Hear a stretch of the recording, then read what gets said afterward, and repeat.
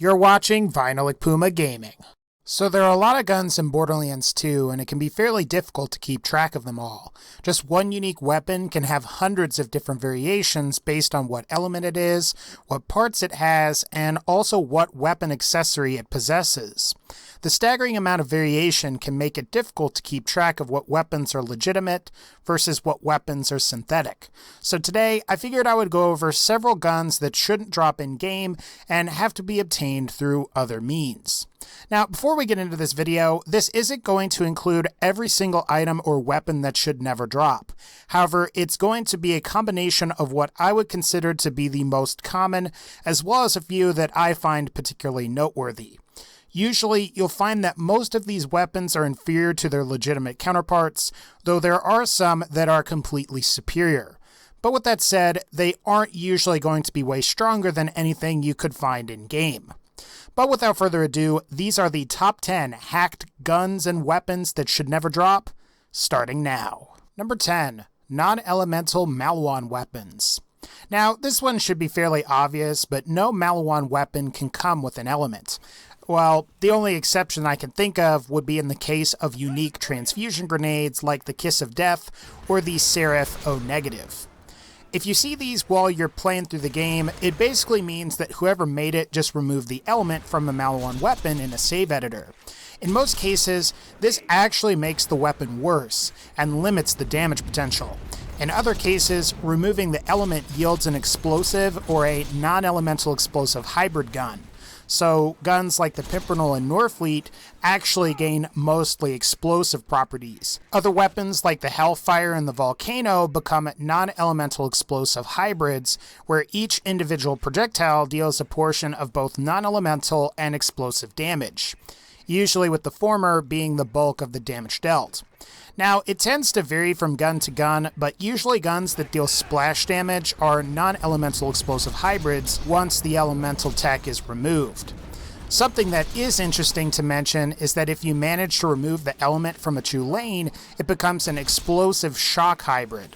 Unfortunately, you don't get the removed self-slag effect, which does kind of suck, but I guess it is what it is. Interestingly, you can boost the explosive damage portion of non-elemental explosive hybrids with an explosive relic. Either way, these can be fun to mess around with if you're bored. Just don't expect them to make you godly or anything. Number 9.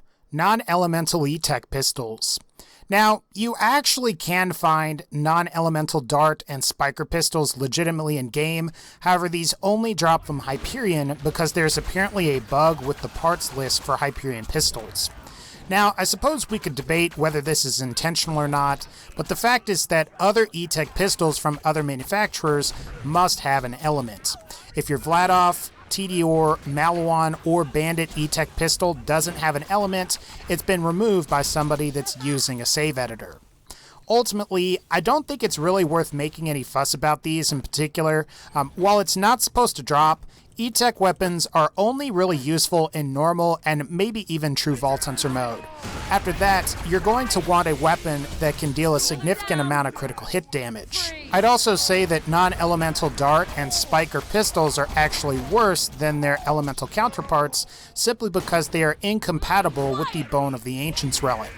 While all non-elemental spikers and darts do explosive damage and are affected by explosive elemental relics, you ultimately are going to find that the elemental versions are better because they are compatible with the far superior Bone of the Ancients relic, which not only boosts elemental damage, but also improves action skill cooldown.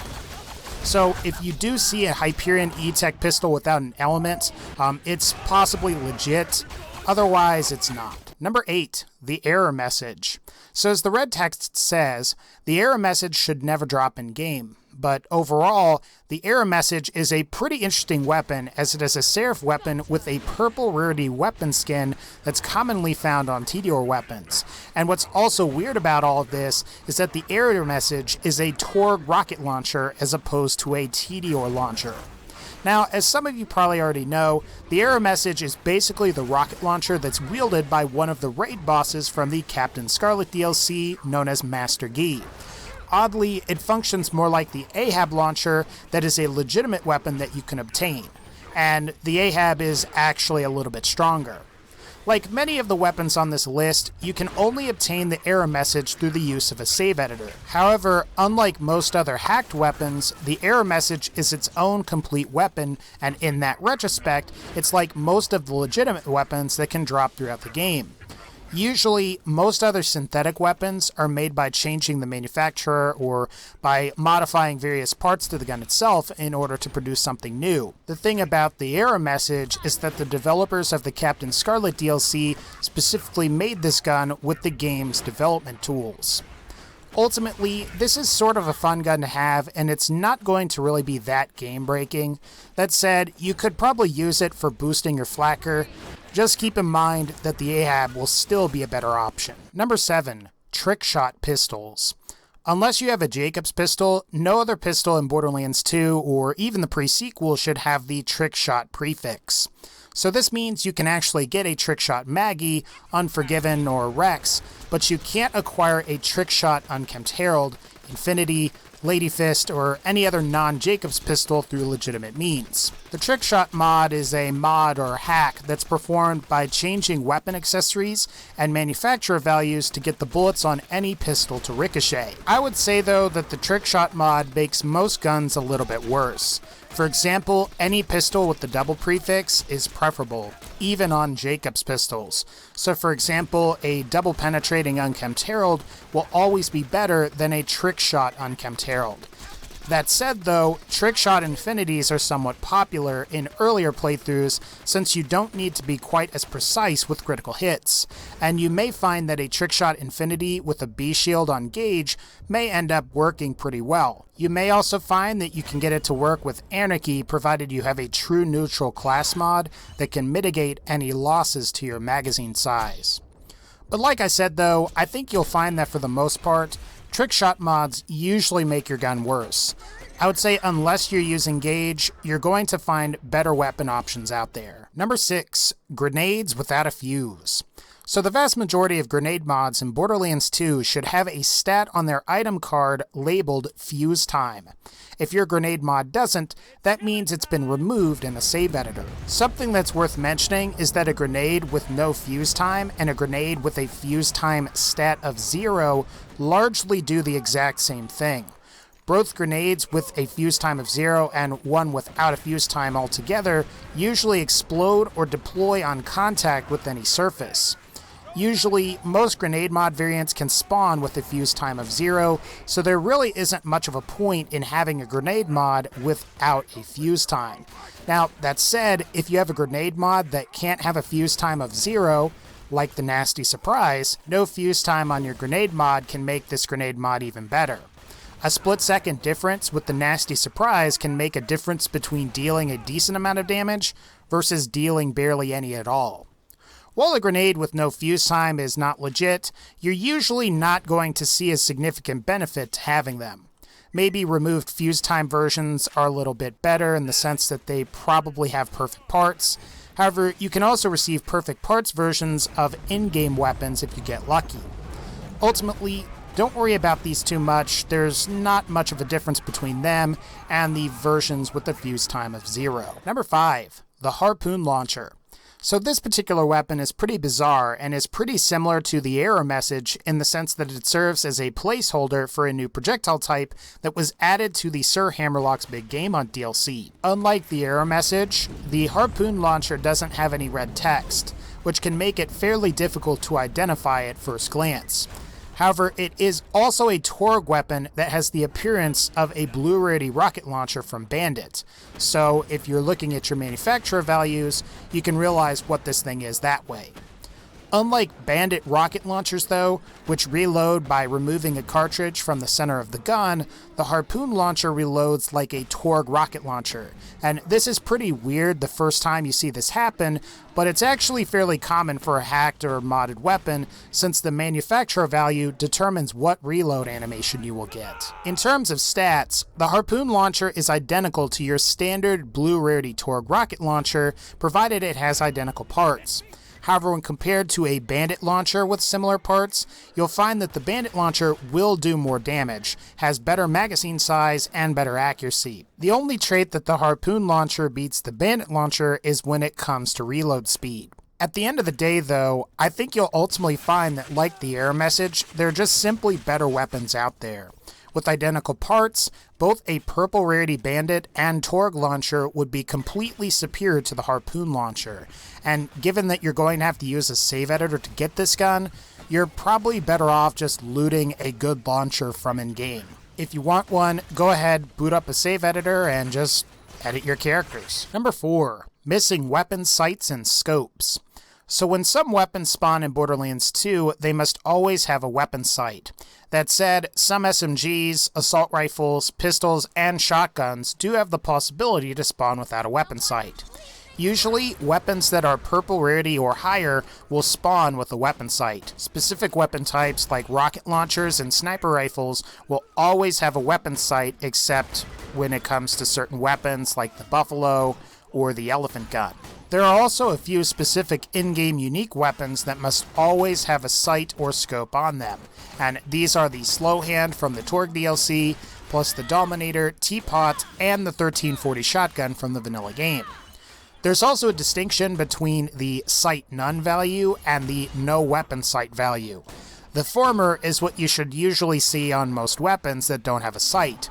However, the no sight value actually improves your movement speed while aiming down the sights, and you may find that this is actually superior to most legitimate weapons in some cases.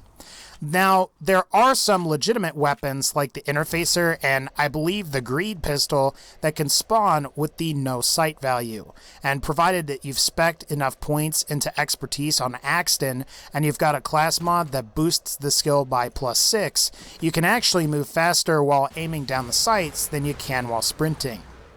Ultimately, removing a sight can actually make the gun better in some cases. I wouldn't say it's going to make you incredibly strong or anything, but the additional movement speed is quite nice. Number 3. The PEPPERBOX, Gatling gun, and double tap hacks. Now, in Borderlands 2, the PEPPERBOX pistol can exist. However, the Gatling gun and double tap rifle can exist and can be acquired as you play through the game. However, the Gatling gun and double tap rifles can only come from both Jacobs and Dahl assault rifles respectively. However, if you see a Vladov PEPPERBOX, Dahl Gatling gun, or a Vladov double tap rifle, these weapons aren't legit and shouldn't drop in game at all. These weapons exist because someone has modified the manufacturer value on a pistol with the Vladov barrel, or on a assault rifle with either the Vladov minigun or standard Vladov barrel. To get the PEPPERBOX or a Gatling gun, you change the manufacturer value to Jacobs, and for the double tap rifle, you can change the manufacturer to Dahl. I'd say that for the most part, these guns aren't going to be superior to anything that you can get in game.